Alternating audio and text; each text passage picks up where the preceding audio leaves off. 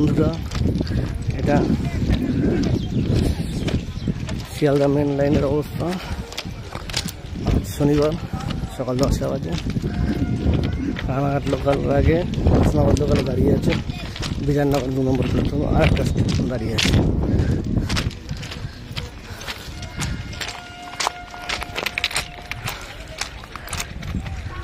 শিয়ালদা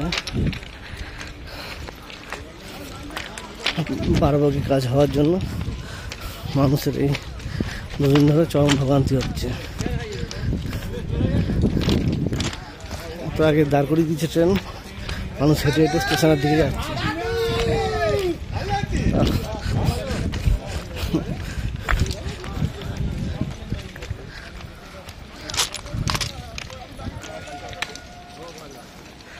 দেখতেই পাচ্ছেন চারিদিকে কত লোক হেঁটে হেঁটে সব